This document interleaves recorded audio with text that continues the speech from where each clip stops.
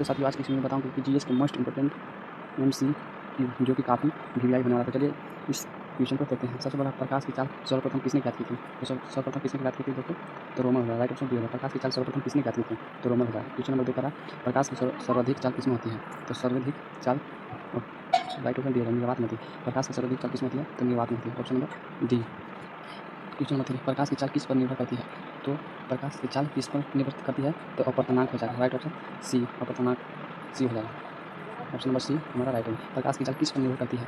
तो अपवर्तनांक पर करती है। क्वेश्चन नंबर 4 प्रकाश की विद्युत चुंबकीय प्रकृति किसने बताई? तो प्रकाश की विद्युत चुंबकीय किसने बताई थी? तो मैक्सवेल ने बताई थी। राइट ऑप्शन हमारा बी हो जाएगा, मैक्सवेल ने। प्रकाश की विद्युत चुंबकीय किसने बताई थी? मैक्सवेल ने बताई थी। क्वेश्चन नंबर 6 प्रकाश की गति क्या होती है?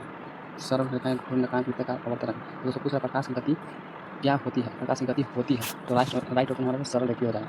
ऑप्शन नंबर ए सरल रेखीय हो जाएगा। चलते हैं नेक्स्ट क्वेश्चन में। क्वेश्चन नंबर 7 निम्न में से प्रकाश की कौन सी घटना तरंग प्रकृति पर आधारित है? निम्न में से प्रकाश की कौन सी घटना तरंग प्रकृति पर आधारित है? तो हमारा राइट ऑप्शन परिवर्तन हो जाएगा। निम्न से प्रकाश की कौन सी घटना तरंग प्रकृति पर आधारित है? तो परिवर्तन हो जाएगा राइट ऑप्शन। हमारा क्वेश्चन में प्रकाश की देत प्रकृति किसने बताई थी? तो प्रकाश की देत किसने बताई थी? तो हमारा राइट ऑप्शन डी ब्रेगली हो जाएगा।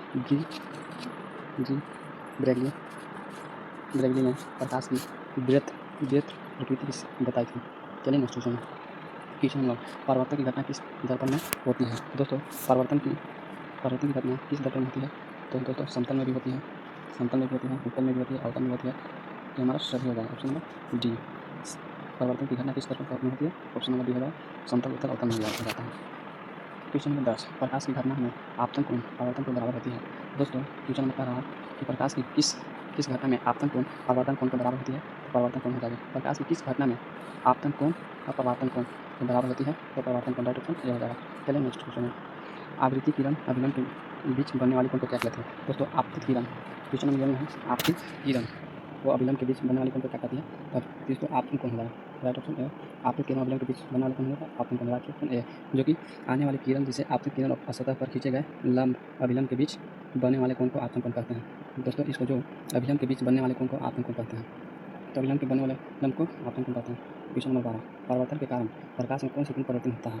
दोस्तों परिवर्तन के कारण प्रकाश में कौन से गुण परिवर्तित होता है? तो दोस्तों जब प्रकाश टकरा कर वापस लौटती है, परिवर्तन कौन है? जैसे कि जब प्रकाश टकराकर वापस लौटती है तो उसका वेग तरंगदैर्घ्य और आवृत्ति नहीं होते, बदलते, केवल सतह द्वारा प्रकाश सोख लिए जाते हैं, उसी कारण तीव्रता कम हो जाती है। तो हमारा राइट ऑप्शन तीव्रता ऑप्शन नंबर डी हो जाएगा।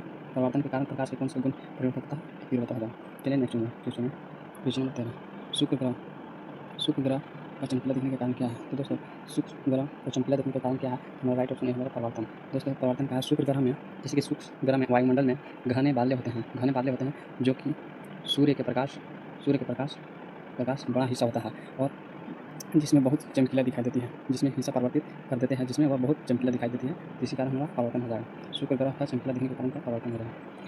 यदि आपतन कोण 30 डिग्री है तो परिवर्तन कोण क्या होगा? दोस्तों आपतन किरण सबसे पहले आपतन कोण, तो आपतन कोण क्या होता है? सबसे पहले नियम जानिए। सबसे पहले नियम होता है कि नियम के अनुसार आपतन कोण परिवर्तन कोण, जैसे आपतन कोण आई बराबर आर होता है, तो 30 डिग्री आपतन और परिवर्तन कोण 30 डिग्री दोनों इक्वल होता है, तो राइट ऑप्शन हमारा 30 डिग्री हो जाएगा। चलिए नेक्स्ट क्वेश्चन नंबर 15 यदि आपतित किरण परावर्तित पृष्ठ के साथ 40 डिग्री का कोण बनाती है तो परिवर्तन कोण का मान क्या है? दोस्तों आपतित किरण परावर्तक पृष्ठीय का 40 डिग्री का कोण बनाती है तो परिवर्तन कोण का मान क्या होगा? तो सबसे पहले दोस्तों अभिलंब के साथ अभिलंब कितने डिग्री का होता है? तो 90 डिग्री का होता है। अभिलंब 90 डिग्री का कोण बनता है। तो बोल रहा है कि किरण पृष्ठीय के साथ कोण बना रहा है, तो कितना कोण बना रहा है? 40 डिग्री कोण बना रहा है। 40 डिग्री कोण बना रहा है और 50 के नियम के अनुसार परिवर्तन कोण 50, जैसे कि 90 डिग्री इसका अभिलंब का पृष्ठीय क्षेत्र हो गया, 40 डिग्री दिया है, परिवर्तन पृष्ठीय क्षेत्र, तो 90 में से 40 हटा देंगे तो बचा 50, तो हमारा राइट ऑप्शन बी होगा 50। क्वेश्चन नंबर 16 यदि आपतित किरण परावर्तित किरण आपतित किरण और परावर्तित किरण के मध्यम 80 डिग्री का अंतर होता है, दोनों के मध्यम आपतित किरण और परावर्तित किरण का 80 डिग्री अंतर हो तो परावर्तित किरण व अभिलंब के मध्यम कोण का आधामान क्या होगा? तो सबसे पहले दोस्तों आपतित किरण और परावर्तित किरण के बीच का कुल 80 डिग्री है, 80 डिग्री का है, क्योंकि दोनों को बराबर होते हैं इसलिए परावर्तन कोण बराबर, जैसे आई बराबर आर तो 80 डिग्री है और अभिलंब और परिवर्तन के किरण मध्य कोण आधा मान पूछा है, तो सबसे पहले आधा मान पूछा, तो आपतित परावर्तित के अंतर के परिवर्तन और अभिलंब के मध्य कोण पे आधा हो जाएगा 40, राइट ऑप्शन बी हो जाएगा। क्वेश्चन नंबर 17 जब प्रकाश की किरण सर्वधर्म माध्यम से विरल माध्यम में जाती है तो क्या हो जाती है? तो अभिलंब की ओर दूर बढ़ती है। दोस्तों अभिलंब अभिलंब अभिलंब अभिलंब एग्जाम से दूर हटती है, दूर हटती है, दूर हटती है। के प्रकाश की सरल माध्यम से दूर माध्यम तक दूर हटती है। तो वीडियो अच्छा लगा तो वीडियो को लाइक और कमेंट जरूर करें। और मोस्ट इंपॉर्टेंट वीडियो लेने के लिए दोस्त VVI क्वेश्चन लेने के लिए हमारे चैनल को सब्सक्राइब कर दें, जो कि काफ़ी इम्पोर्टेंट MCQ है। धन्यवाद।